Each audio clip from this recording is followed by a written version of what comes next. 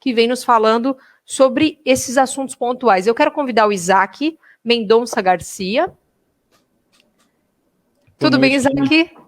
Boa noite, tudo bom? Boa noite, tudo bem, meu amigo? Ele é sócio fundador da Builders. Ele tem... A causa social dele é o autismo, tá? Ele tem um filho que é autista, o Israel.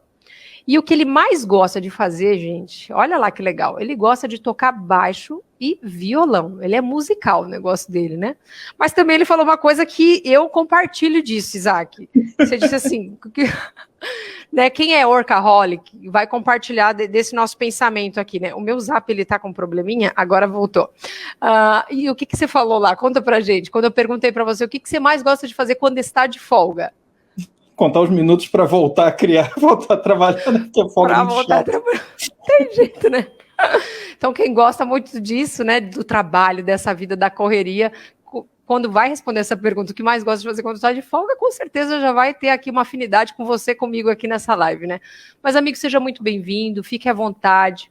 Né, são pessoas aqui muito queridas que estão aqui aguardando para ter sua palavra, já te acompanham alguns nas redes sociais, outros não, então eu vou pedir que até o final do programa a produção coloque aqui para a gente, não sei se já está pronto, né, as redes sociais do Isaac, da Builders também, que ele vai falar um pouquinho a respeito disso, e olha, de coração, obrigada por ter aceito o nosso convite e por estar aqui com a gente. Agora é com você.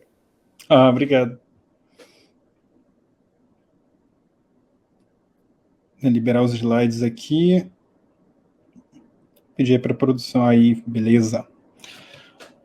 Boa noite, obrigado aí primeiro pela Rafa aí do convite. Fiquei muito honrado com esse convite quando chamaram para palestrar, principalmente porque foi uma jornada muito longa para chegar ao diagnóstico, né? Ela falou até que o meu filho tem autismo, mas eu também sou uma pessoa autista. Tive um diagnóstico tardio e foi uma jornada realmente muito longa. Eu, com 27 anos de idade, a primeira psicóloga suspeitou, na época se falava síndrome de Asperger, né? E os familiares não aceitaram e não, esquece isso, não tem nada, vai bola para frente. E aos 32 anos, assim, eu comecei a colapsar, né? Com pânico, com excesso de masking, e a Builders começou a apoiar eventos como o Autismo Tech, e lá eu conheci psicólogos que começaram a falar de masking, e eu falei, putz, eu faço isso, eu ensino todas as conversas, eu ensino cada interação, é um cansaço excessivo e tal, e foi aí que eu comecei nessa época mais ou menos veio o diagnóstico do meu filho, e aí poxa, aí já sabe que quando tem filho já pega a via genética, e aí pegando a via genética, poxa, deixa eu ir de novo para aquela hipótese diagnóstica. Aí o laudo mesmo só saiu esse ano, faz pouco tempo que tem laudo, faz pouco tempo até que estou em medicação com psiquiatra, e tem sido uma jornada muito boa para mim, de autoconhecimento, de ter uma visão melhor sobre mim e de poder ajudar meu filho também. Começo com essa frase aqui, né? Nós não deixaremos de explorar e o fim de toda essa jornada será onde começamos e, enfim, conhecer o lugar. O mundo precisa de autistas no empreendedorismo. Acredito que o mundo precisa de autistas no empreendedorismo, porque você vê pessoas como o Elon Musk ou outras pessoas autistas no Vale, e você pensa, nossa, tem muitos autistas de sucesso. Com certeza são a minoria, não são a maioria não tem tanto desenvolvimento, tanto apoio. Então, a gente tem um problema aqui para resolver hoje nessa palestra, né? Muitos autistas que poderiam mudar o mundo acabaram desistindo de suas próprias ideias. Talvez você lembre de alguma vez ter tido uma ideia numa reunião, ou uma ideia de um projeto, ou uma ideia de iniciativa, e não conseguiu passar essa ideia, não conseguiu explicar bem essa ideia, ou foi ridicularizado, ou ridicularizada, ou não acreditaram em você, ou riram de você, e aí daí 6 meses, 1 ano, 2 anos depois você vê aquela ideia implementada. Né? Talvez você foi para uma reunião com gráficos, fatos, tudo muito bem estruturado, tudo bem explicado, e mesmo assim se deparou com o famoso, mas eu acho que não é bem assim. E nada deixa mais um autista louco do que por diante de um fato irrefutável vem um eu acho, né? Leva à loucura. Eu tenho alguns amigos autistas adultos, a gente tem um grupo no WhatsApp e cada dia um fala, hoje eu tive um problema no trabalho, hoje fui eu que tive um problema no trabalho, e um acolhe o outro, um ajuda o outro. E tem muito essa coisa da rigidez, né, lógica, e quando às vezes a gente está munido de informação, preparado para a reunião, tudo certinho, mas não sai conforme o script, porque o mundo não roda conforme a nossa cabeça e gera muita frustração. A outra parte que me incomoda também, e talvez já aconteceu com você, é que parece que os gestores e as pessoas, os líderes do mundo, eles estão mais preocupados com a forma de fazer as coisas do que com o resultado das coisas. Eu vi uma talk que estava ali cedo e a pessoa falou sobre Mefibosete. É engraçado que eu sempre usava Mefibosete quando eu ia falar de deficiência, né? Que ele era o filho lá, era da família de Saul, né? E Davi convida lá para o palácio. E era isso, né? Davi não era uma pessoa que estava muito preocupada com a forma. Era uma pessoa que estava preocupada com o resultado, né? Tanto que dançou ali semi-nu quando a Arca da Aliança entrou em Israel. Então, é essa coisa, né, de se preocupar mais com o resultado, se preocupar mais com o propósito do porquê das coisas, da coisa pura, do que só se preocupar com a forma. Eu não via lógica, não via sentido. Cara, se eu terminei a prova, por que eu tenho que ficar até o final do dia da escola? Se eu terminei as atividades do trabalho às 2h da tarde, por que eu tenho que ficar até às 18 parado no trabalho só para bater um ponto, para cumprir uma regra trabalhista? E dizem que é um direito meu tirar férias, quando o que eu queria era vender minhas férias e continuar trabalhando, mas era um direito meu ir embora. Então, assim, o mundo não faz muito sentido para muitas pessoas, assim, dentro do espectro. E o mundo dos negócios não é diferente. Marca, qual é a cor certa, qual o discurso certo para falar com o cliente, com os colaboradores, com os parceiros, qual é o preço certo para um produto, como se negocia, como se faz gestão de pessoas. Nada parece ter um manual, regras claras, e tudo isso fica muito mais ansiogênico para uma pessoa dentro do espectro. Por que empreender se torna tão difícil assim? Eu mapeei 3 causas. A primeira é que não tem um treinamento para empreender, assim como não tem para maternidade, assim como não tem para paternidade, assim como não tem como cuidar de um filho adolescente. São coisas sem treinamento, são coisas sem regra, sempre vai ser diferente, né? Eu tenho 2 filhos, um filho meu de 10 anos está dentro do espectro e uma filha minha de 7 anos é neurotípica, e os 2 meus filhos são completamente diferentes. E o que eu aprendi com um não serve para o outro. E aí, a segunda parte é o sistema de educação, que é sempre as mesmas perguntas e as mesmas respostas, né? E com essas mesmas perguntas e mesmas respostas, eu fico imaginando assim, como nós vamos formar pensadores, como nós vamos aproveitar mentes diferentes se aquela prova de português, aquela prova de matemática, aquela prova de ciências, são sempre as mesmas 10 perguntas para chegar às mesmas 10 respostas, que é se você erra as 10 respostas, você tira 0, se você acerta as 10 respostas, você tira 10, né? Às vezes eu fico pensando, e se a avaliação não fosse para você fazer uma pergunta da pergunta, né? Porque todo mundo sabe responder, mas será que a gente sai da escola sabendo perguntar? Porque na empresa não é sobre responder, é sobre que perguntas fazer para chegar nos lugares, né? Porque as respostas estão no Google, mas você tem que saber fazer as perguntas certas. As respostas estão nos livros, nas pesquisas, mas você tem que saber que artigo científico achar, como indagar nas coisas, porque e os artigos científicos eles estão focados em aqueles campos de atuação, e no trabalho é sempre, cada hora, um episódio novo. Bom, e o terceiro ponto é o diagnóstico tardio. O meu diagnóstico tardio me deu 2 comorbidades, que é o transtorno generalizado da ansiedade e o transtorno ansioso depressivo. Eu cheguei próximo de talvez passar por síndrome do pânico, eu já estava tendo... o TAG já estava me levando para um nível de ansiedade muito grande, onde eu conseguia trabalhar só meia hora e parava, só 40 minutos e parava, e ficava suado, e tinha pânico e tal. No primeiro ano da Builders foi bem assim. Um pouco da minha história aqui, antes da gente começar a falar a fundo sobre empreendedorismo e como é ser autista no empreendedorismo todos os dias. Na minha vida aí, na infância, eu passei muito por bullying. Foi bem complexo esse início de vida. Eu não entendi as brincadeiras. É engraçado eu falando não entendo as brincadeiras, mas eu, como adulto, as pessoas sempre perguntam, qual estilo musical que você gosta? Cara, eu só gosto de coisas que cantam em inglês ou em hebraico, porque também gosto de louvor em hebraico, mas em inglês não gosto de português, porque a letra em português é muito criativa. A MPB é muito floreada, é muito poética, e eu acabo não entendendo, muitas vezes, eu nunca entendia as letras. E essas nuances, né, abstratas, acabam também não entendendo as brincadeiras das crianças, e você vira chacota, você acaba apanhando, sofrendo aí, muitas vezes uma agressão física, né, na escola. Teve uma época que eu apanhei muito, aí eu tinha um irmão mais velho que começou a me ensinar a me defender.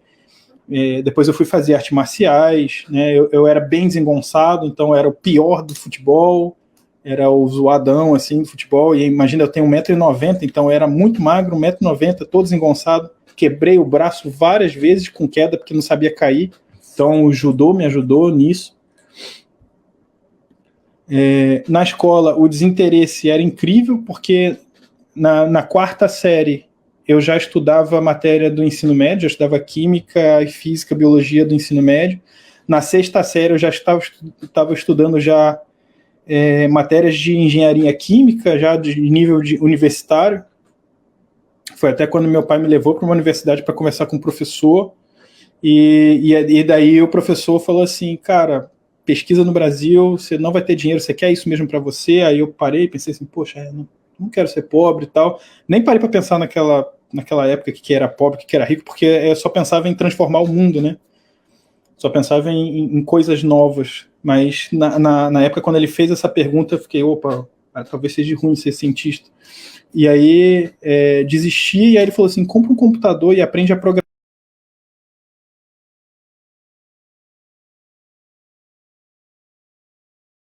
E foi uma adolescência confusa. Uma adolescência onde eu entrei já na sexta, sétima série, com muita agressão física, muito bullying, quebrando o braço várias vezes, zero interesse na escola. O último ano que eu cursei na escola formalmente foi a sétima série. A oitava série já foi supletivo, o ensino médio já foi supletivo. Mesmo assim, eu só completei a oitava série quando estava com 18 anos de idade. Né, eu pulei dos 13, 14 ali até os 18 anos, eu fiquei sem estudo formal, só programando em casa, só no meu hiperfoco. As escolas, do período que eu estava na escola, eu pedia para os meus pais me tirarem de escola de 3 meses, 6 meses, eu sempre achava que o problema era a escola, eram os amigos, que não dava certo e tal. E até que eu fui para uma comunidade religiosa que começou a me ajudar. Eu era uma pessoa de 18 anos que não tinha RG, não tinha CPF, e gostava muito de programar, mas nunca tinha arrumado emprego, virava à noite fazendo projetos que não davam em nada, que não davam dinheiro nenhum, sabia programar um monte de coisa, mas aquilo não servia. Mas nessa comunidade eu consegui vários mentores, né? Teve o Marcelo Javarini, que foi um mentor meu, o Gerson, o Marlon. Eu tive N pessoas que me ajudaram, pessoas que me ensinaram sobre programar, que me ensinaram sobre como montar um currículo, que me ensinaram como fazer uma entrevista, como arrumar o primeiro emprego, como pedir um aumento, como saber a hora de pedir um aumento. E eu fiquei super feliz a primeira vez que eu arrumei aquele emprego legal, arrumei um emprego na Accenture para mexer no BI, né, a parte de dados da Petrobras. Fiquei super feliz com aquilo. Ganhei o livro histórico ali da Accenture, que mostrava a Accenture no Pentágono, na Casa Branca, na NASA. Ficava folheando aquilo, poxa, que legal, agora, né, ganho uma quantidade de dinheiro legal para poder fazer código e tal. Só consegui esse emprego por conta desses amigos, porque eu não conseguiria sem a indicação deles e sem eles me ensinarem certinho o script, as palavras certas para falar ali na entrevista. E quando eu estava todo emocionado, esse Marcelo Javarini, o Gerson e outros amigos sentados ali, Josemar, e eles falaram assim, cara, você quer parar por aqui ou você quer ir para o próximo nível? Eu, não, como assim próximo nível? Eu falei assim, não, legal que você arrumou um emprego, mas agora você entrou na corrida dos ratos. Eu, como assim corrida dos ratos? Corrida dos ratos é um termo do Robert Kiyosaki, que escreveu o livro Pai Rico, Pai Pobre. E eu falei, como assim corrida dos ratos? E aí autista pega a lógica muito rápido, ele falou, cara, você está na seguinte lógica, você vai trabalhar para ganhar um salário, para você gastar todo o seu dinheiro com as suas contas, para você ter que trabalhar para ganhar mais dinheiro, para poder pagar mais conta. E isso é 36 anos, 40 anos disso, aposentadoria, e aí você vai ter um custo maior na tua velhice, porque plano de saúde e tal, não sei o quê, e você vai ganhar menos na tua velhice, porque a aposentadoria você ganha menos do que você ganhava. Aí eu, poxa, isso é muito ruim. Então eu não quero isso. E aí a rigidez funciona na hora. Não, então é engraçado que como o autista ele se nega menos à lógica, ele se entrega mais à lógica do que à emoção. Eu fiquei desesperado frente àquilo, falei assim, então eu não posso ser um funcionário. Porque se eu for um funcionário eu vou ter uma velhice ruim. Sabe aquela coisa que todo mundo acha inseguro empreender? Eu acho inseguro pra caramba ser um funcionário. Porque eu olho assim na linha do tempo, é inseguro. Você não sabe se alguém vai te demitir amanhã. Eu sei como é que é o orçamento da minha empresa para os próximos 10 anos. Eu tenho muito mais segurança hoje quando tinha a carteira assinada. Então eu fico mais tranquilo hoje empreendendo.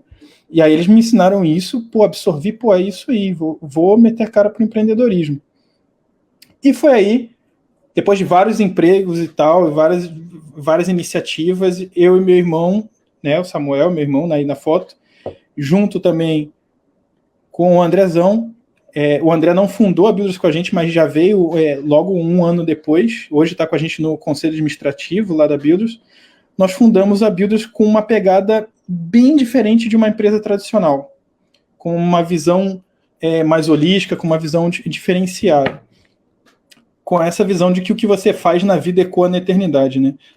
Os três vêm de origem cristã, vêm de uma origem...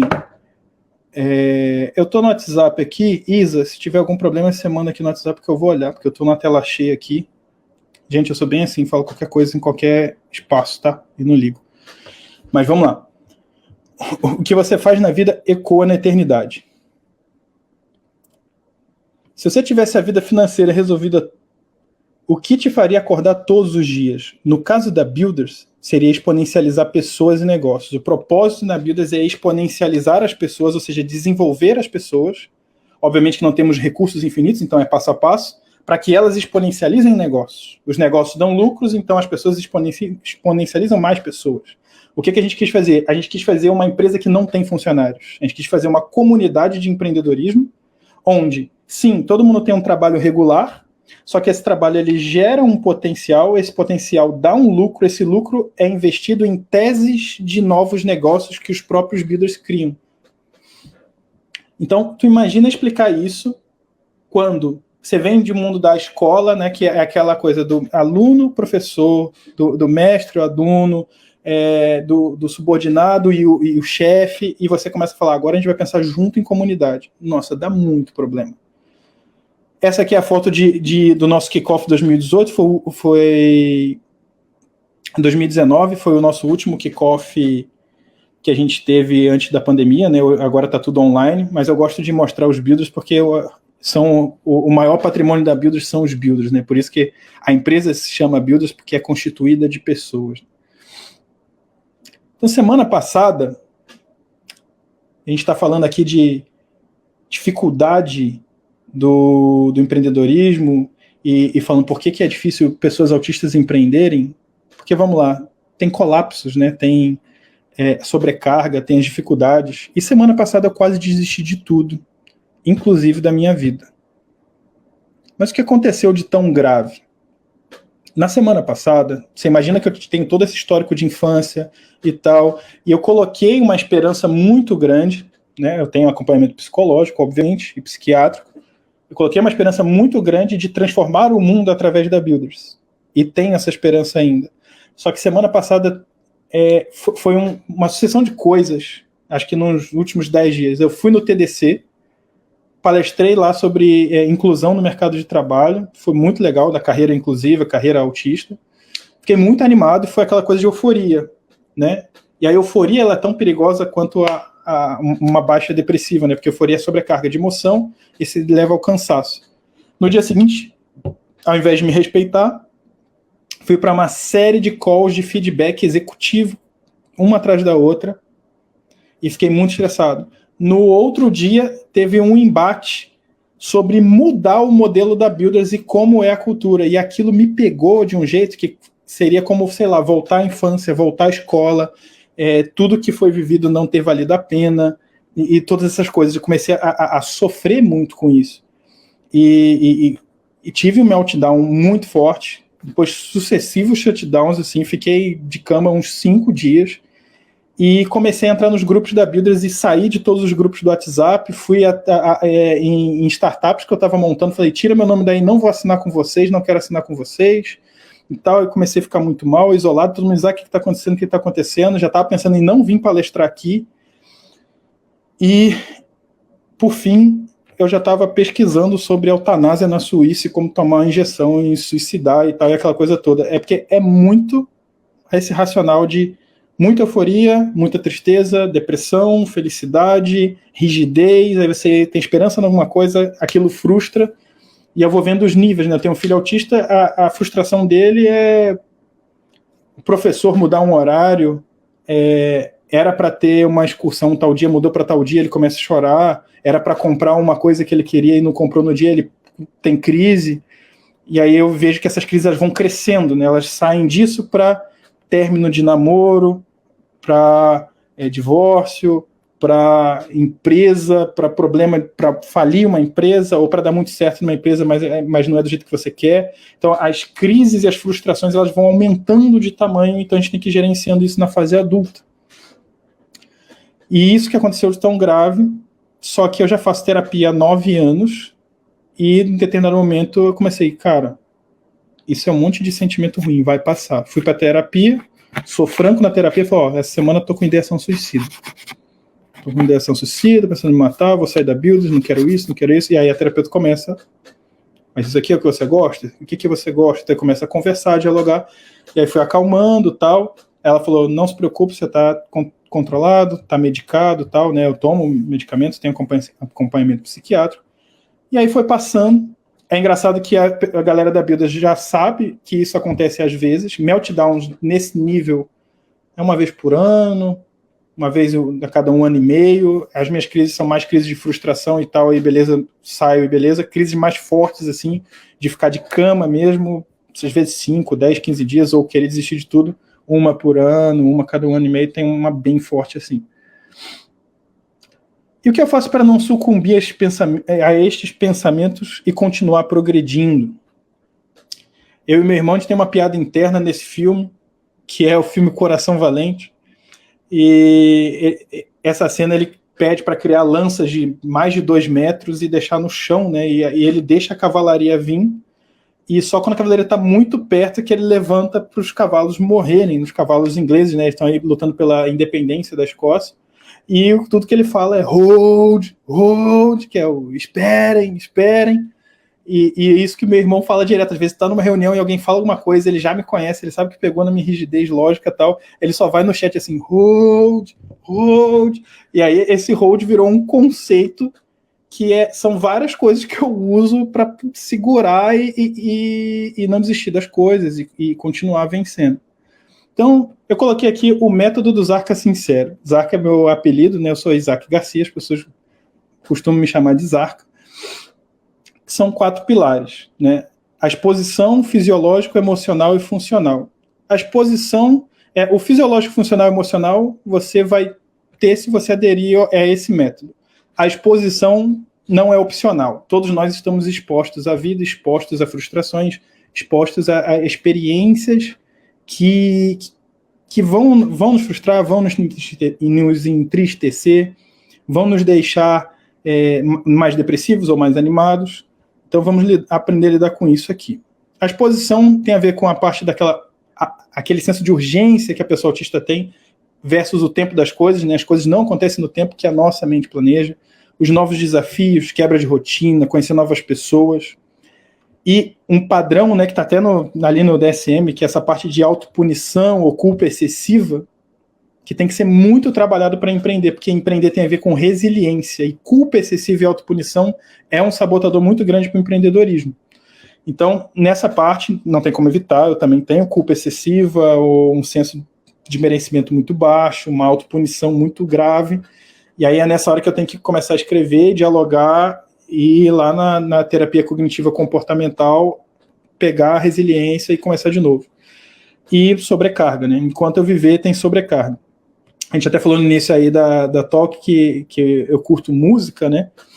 E eu sempre tenho o violão na sala de reunião. Às vezes eu desligo a câmera, toco o violão no meio da reunião ou saio da reunião. O pessoal fala assim, eu gosto de música também. O final do Spotify, retrospectiva, no final de ano, deu assim, você ouviu 456 vezes essa música esse ano. Você faz parte do 1% maior fã dessa banda, né, no teu país, nesse nível, né? Eu vivo praticamente sem ruído, com um redutor de ruído, para onde eu vou com um fone muito grande. Então, o fisiológico, cuidar de sono, alimentação, treino, gestão de crise. A gestão de crise que eu faço hoje se eu tenho meltdown, não trabalho no dia seguinte, peço folga, 2, 3 dias para me recuperar.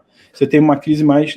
Não adianta, já tentei fazer isso, você volta, vai com aquela coisa que vai dar certo, mas não dá, não é por aí. A medicação, né? Tá com a medicação no horário certo, tá regulando a medicação com um psiquiatra, faz toda a parte do teu pilar do fisiológico. O emocional, que é pegar o que acontece na exposição e trazer para a terapia, e fazer o journaling. Journaling é aquela coisa de fazer diário, né? Eu, por exemplo, eu tenho a minha rotina, eu acordo, tomo meu café, escuto geralmente podcast, faço leitura, escrevo no meu diário sobre o que eu quero do dia e como foi o dia passado, aí faço exercício físico e aí começa o meu dia. Essa parte de journaling tem até uma pesquisa de Harvard que diz que pessoas que têm esse hábito de escrever no diário performam 25% a mais do que pessoas que não fazem. E o pilar social, que é o nosso calcanhar de Aquiles, né? Não evite estar com as pessoas, mesmo que seja um incômodo para você. E uma coisa que eu faço com os outros às vezes, eu tenho crise perto das pessoas. Às vezes elas me veem numa rigidez lógica muito grande, numa dificuldade de negociar muito grande em reuniões, e eu falo assim, cara, desculpa, vamos tentar melhorar, mas eu te prometo que vai acontecer de novo. Então, eu deixo a outra pessoa ciente, tipo assim, não tem como te prometer que não vai acontecer mais. Vai acontecer de novo, mas eu vou tentar ser melhor. E vem a parte funcional, que faz muito parte desse método aqui que eu trago para vocês. O Mastermind, que é a parte de padrinhos e parceiros, você ter parceiros que te ajudam, ter padrinhos, né, pessoas que você conversa e troca ideia, e vê que ponto que você está e pede feedbacks. Muito se fala de fono para crianças não verbais, ou fono para crianças com dificuldades de articulação e desenvolvimento da fala. Porém, eu já conversei com autistas adultos e eles falam assim, poxa, você faz fono? Eu falei, faço. Eu sou autista. Aí eu falei assim, mas você é verbal. Aí eu lembro muito de um livro do Lucelmo Lacerda, né, que ele até fala dos 2 pilares lá do DSM, que é o comportamento repetitivo estereotipado e prejuízo na comunicação social. Prejuízo na comunicação social, vocês me veem, eu tô falando, tô de boa. Por que eu tô falando? Eu tô falando com isso aqui, com uma câmera. Eu tô só me vendo, eu não tô vendo ninguém tá conversando comigo. Eu, para tirar estímulo, até tirei do chat privado, botei no comentário que ninguém fala nada, porque vem um comentário e me atrapalha. E nas reuniões e na hora do diálogo, na negociação, você vê meu prejuízo social. Ou quando eu tô com uma pessoa nova, ou quando eu tenho que engajar com uma pessoa que não pessoa nova, ou pessoa que eu conheço, mas conheço há pouco tempo, tenho pouca intimidade, você vê o prejuízo social. Esse prejuízo social que eu tive na escola continuou no trabalho, meus trabalhos mudavam de 3 meses, 6 meses, por isso que eu resolvi montar minha empresa. Dentro da minha própria empresa, eu já devo estar na minha 6ª ou 7ª posição, porque realmente eu também dá um problema, eu tenho que trocar de atuação, porque eu não consigo ficar numa atuação só, tenho que ficar trocando também. Então, com a fono, melhor articulação, as palestras, a negociação. Minha fono está aqui comigo no backstage, né, me ajudou a montar essa palestra, me ajuda com CNV, comunicação não violenta, mesmo que estou melhorando, falta muito ainda, e clareza de ideias. Um feedback que eu recebi recentemente de alguns vídeos foi, poxa, agora eu entendo quando você fala, Porque tem um início, meio e fim. Eu abria a câmera no live e saía falando. E aí devagar, sem organização. E uma coisa muito interessante, eu não conheço a Temple Grandin há muito tempo, a história dela e tudo mais, faz pouco tempo, mas eu venho desse negócio também de representação de imagens. Eu até falo com o meu filho, ele veio com essa história do mural da escola. Assim, pai, eu não vou conseguir me inscrever no mural. Eu falei, já, o mural não é onde prega o trabalhinho da escola? Eu falei, não é isso. Sim, já, o mural onde prega o trabalhinho. Não é isso, não é isso. Começou a repetir, começou a bufar e começou a chorar.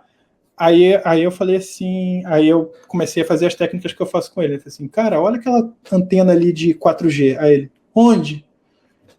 Aí ele, sabia que ela transmite 4G para a cidade toda, para a internet? Ele, é. Aí eu falei, tá melhor, né? Aí ele, um pouco. Aí eu falei, você tá com o pescoço assim, ó, não passa oxigênio, faz assim, respira. Aí ensinei a fazer uma respiração.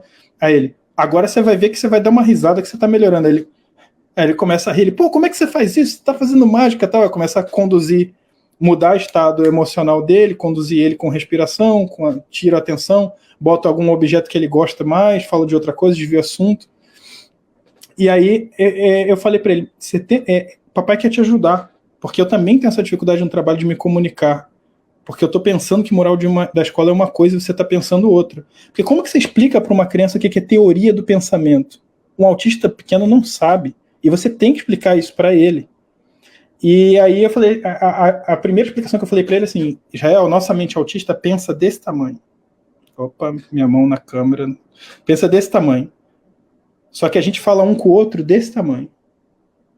Eu vou dar o meu exemplo aqui de adulto e eu vou dar o exemplo dele de criança. Aí esse foi o do moral da escola. Eu falei, como que é o moral da escola para você? Você quer desenhar? Aí ele, eu posso desenhar? Posso. O garoto fez uma visão, ele falou assim, eu vou fazer a visão de cima, tá, pai? Tá. Ele fez uma visão que parecia que ele tinha estudado arquitetura na faculdade. Ele fez uma visão 2D da sala de aula dele aérea e falou assim, aqui tá o professor, aqui tá coisa, e contou o processo. Eles fazem revisão dos trabalhos e tal. No final era colar o papel no mural, só que mural, no entendimento dele, era todo o processo de trabalhar, aprovação, correção do trabalho, até parar no mural. Falar para ele que o mural era só colar na parede, era sem lógica. E aí quando ele desenhou, eu falei, então, filho, as pessoas olham esse quadrinho aqui e chamam de mural. Ele, é? Aí quando eu apontei no desenho e nós dois estávamos vendo a mesma coisa, significa que nós dois estávamos na mente dele. Porque ele pegou a mente dele e fez a representação de imagem fora. É basicamente o conceito de pictograma para crianças não verbais, só que com uma criança verbal, esse problema ele continua, né? Se você tem um filho não verbal e ele se desenvolver a fala, ele vai continuar com prejuízo na comunicação social. Ele vai continuar com prejuízo de expressar ideias. Então tem que trazer para fora que está aqui. Ele, é isso aqui e tal, que aí a gente está discutindo o mesmo ponto. Porque quando está discutindo em palavras, o autista está pensando A e falando, não está falando A, ele está falando alguma coisa incompleta. Então isso acontece com crianças, isso acontece com adultos, né? Eu vou acelerar aqui um pouco. Esse dev não tem head vai ser o nosso ponto da UML, é uma linguagem unificada de modelagem, foi a que salvou a minha vida para poder conversar. Ela é uma linguagem de engenharia que classifica objetos e como eles se relacionam, é o que eu usei no empreendedorismo para poder crescer. Então vamos lá, vou te contar como tem sido explicar builders para as pessoas. No primeiro momento, eu explicava builders como o clipe ali do Pink Floyd, de fazer que o mercado de trabalho fazia pessoas em série e trocava por dinheiro. E o que a gente não queria era isso, que a gente queria uma coisa mais humanizada. E as pessoas não entenderam, porque na minha mente tinha uma coisa muito maior do que só isso, eu só passava isso. Depois a gente falou que queria algo igual ao Game of Thrones, porque o Game of Thrones não era um reino de um rei só, era um reino com 7 reinos, então a gente queria uma coisa com mais liderança e não uma liderança central. Também não foi suficiente para as pessoas entenderem, mas já expandiu um pouco mais. Depois eu comecei a falar que o universo não se organiza de forma piramidal como as empresas se organizam, né? Que os departamentos de custo de menor importância suportam os departamentos de negócios de maior importância e tem um presidente em cima. O universo, ele tende ao caos, ele não é essa coisa organizada, ele se expande. Assim, e eu falei, para que a gente vai lutar contra o universo e fazer o contrário? Bora fazer uma empresa que se expande. não uma empresa organizada, uma empresa de caos. Aí a pessoa, não, como assim? E aí eu comecei a explicar que esse modelo piramidal era o modelo da empresa, e que esse modelo empresarial era um modelo de praticamente do chicote na mão, de comando e controle, e que a gente queria um modelo onde o corpo executivo ficava na mesma linha da operação, e que esses aqui de casaquinho roxo aqui seriam os líderes servidores ajudando os vários grupos. Afinal das contas, de quem é a prioridade no teu corpo, né? Do cérebro ou do corpo? Né?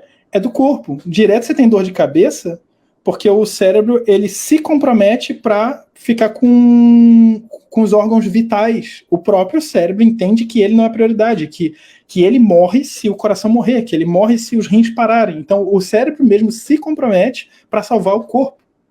E essa é o que a biologia nos ensina sobre gestão, sobre os projetos, sobre empresas. E aí que as pessoas, tipo, como assim? Aí eu falei assim, cara, vamos fazer tipo a nebulosa, assim, ó, bota, em vez de uma pirâmide, bota a estratégia, bota o presidente. Então a gente ia discutindo, eu e meu irmão, e contando para as pessoas, botam as contas e as áreas, os departamentos em volta, e se criando e se replicando. Não é fixo, eles podem se replicar, eles podem criar novas linhas de negócio.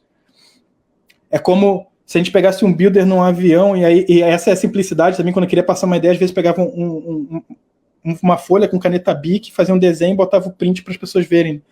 E aí é como se uma pessoa quisesse atingir o alvo empreendedor, igual o avião para ele...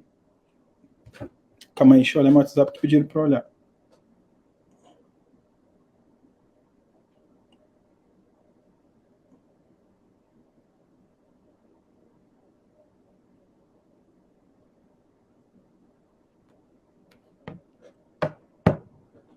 Já é sobre o tempo aqui. Vou agitar aqui para poder terminar logo.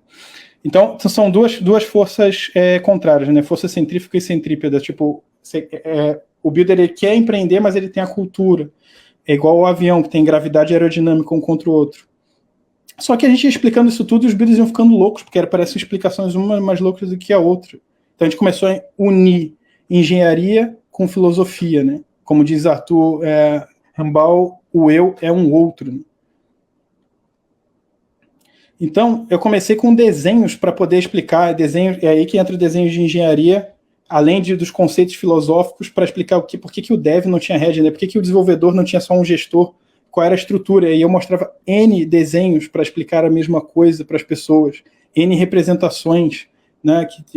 Joaquim trabalhava com tech lead era o head em cima, e as pessoas não iam entendendo, e cada vez eu fazia mais representações, até que esse exemplo foi o exemplo que começou a fixar na cabeça das pessoas que a Builders tinha duas lideranças. Ela tinha uma liderança horizontal e uma liderança vertical. A gente tinha que conviver com essas duas, e mesmo assim em criações de novos grupos de trabalho. Assim veio a tangibilização da cultura com nossos pilares e como a gente ia ter o nosso comportamento, o nosso estilo organizacional, que era como se fosse uma sociedade e não uma empresa, né? Montando com diversas culturas, diversas linhas de pensamento e negócios, montando exatamente como uma sociedade de divisão de tarefas mesmo, onde todos são iguais, de uma forma horizontal, e onde a gente ia montar, igual os exércitos antigos, uma parede de escudo para se proteger dos ofensores, do mercado e tudo mais. Isso nos gerou, de acordo com Gartner, que é um órgão de pesquisa privada, um crescimento de 182% contra 14% num benchmark de 165 empresas, gerando esse crescimento de 182% ao ano. A empresa criou novas startups, como Buildflex, Helping, Builders Bank e BenTV, de outros builders que são sócios dessas startups, né, que tem um banco digital aqui no Builders Bank. Teve um crescente de faturamento de 1 milhão no primeiro ano para 7,4 no segundo ano, 8,9 no terceiro ano, 25 milhões no quarto ano, 50 milhões esse ano. E nosso sonho, nossa projeção de 2 bi até 2031. E o que eu estou fazendo agora? Agora, fora Builders, fora isso tudo, o que eu estou planejando? Eu comecei com essa iniciativa do Autismo Tech, e na iniciativa do Autismo Tech eu conheci a Carol faz parte do time vencedor da primeira edição que eu participei, e nós nos conhecemos, ficamos amigos, e nós nos unimos para uma nova iniciativa que eu quero lançar aqui nesse evento como mais um empreendimento de pessoas autistas. O Autizando agora é autizando.com, além do perfil da Carol. Vocês podem ler aqui o QR Code para poder, ou entrar autizando.com mesmo, só clicar em tenho interesse aqui e se cadastrar lá como ou uma pessoa ou um profissional, porque nós vamos fazer o quê? Colocar profissionais e pessoas autistas em conexão para toda essa jornada, não só de tratamento, de psiquiatria, neurologia, terapia ocupacional, apoio à fono, psicologia e tal, mas também mentoria, parte de carreiras e tal. A gente quer pegar várias jornadas para ajudar as pessoas autistas na sua vida adulta, também na infância, na adolescência, não só as pessoas autistas, também como familiares, né? Muitas vezes se vê como as mães sofrem e os parentes sofrem. A gente quer pegar toda essa jornada para ajudar. Você também pode ser um empreendedor, né? Você, pessoa autista, o que você precisa de desenvolvimento. Não só seu, mas da sua família também. Eu nasci no mundo, porém, o mundo que eu nasci não me compreendeu, não entendeu quem eu era, e foi muito difícil para eu chegar até aqui. Foi através de muito sofrimento. Porém, meu filho nasceu em um mundo onde Temple Grandin e Elon Musk o inspiram, né? Ele nasceu num mundo onde o pai dele é empreendedor e ele tem representatividade autista dentro de casa. Sejamos nós os heróis da próxima geração de autistas. Obrigado, gente. Boa noite.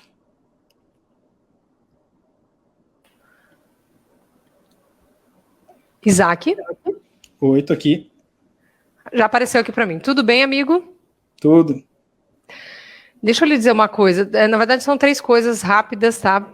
Porque o nosso momento aqui, ele está avançado porque veio em momentos de cadeia já, né? Veio já de outros momentos aqui durante o programa, mas deixa eu já lhe dizer que por nós faríamos uma vigília com você, tá bom? Para lhe ouvir a noite toda, tá? Obrigado. Agora, deixa eu te falar. Essa era a primeira coisa. A segunda coisa que eu queria dizer para você, me ajudem aqui, como é que é o nome que o irmão dele falava para ele, gente? Que nós estávamos... Como? Hold it.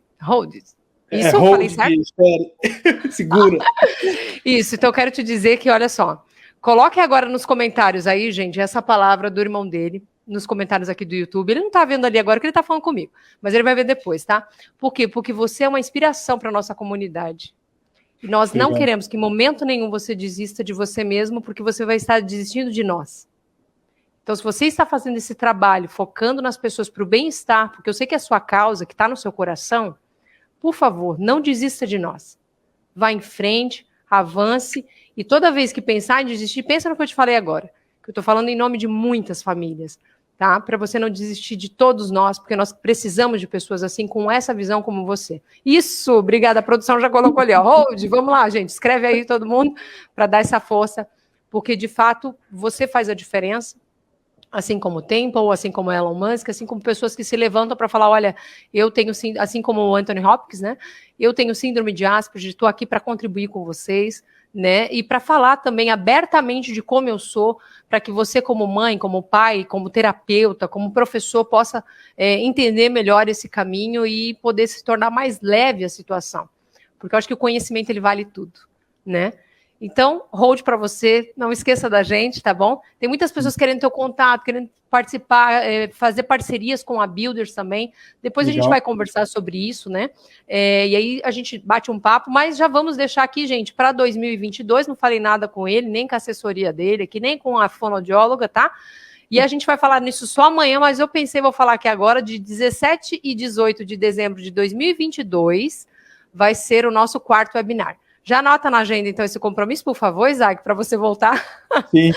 Tá bom? E a gente vai estar junto. Muito obrigado pela sua participação. Tá. Deus continue abençoando sua vida. Posso só falar uma coisa? Por favor. Eu só queria, porque essa jornada toda eu devo muito a minha mãe, meu irmão, ao Gerson Javarini, que foram 2 mentores muito grandes, e ao Isaac Fagner, que é um outro amigo meu, por acaso Isaac também. Eu estava brincando outro dia, mas falei, cara, acho que 90% dos empregos que eu arrumei foram indicação dessas pessoas. Tipo, chama o Isaac para cá, chama o Isaac para lá. Tipo, e ia dando problemas, eles me ajudando. Então, assim, não foi fácil. E acho que se a gente se ajudar, a gente chega longe. Com certeza. Estamos juntos e unidos ali. Nós, como rede de apoio, né, para as famílias, você como empreendedor, Carol também, cada um nos seus papéis, mas contribuindo pelo mesmo ecossistema. E a coisa vai funcionar e vai dar certo.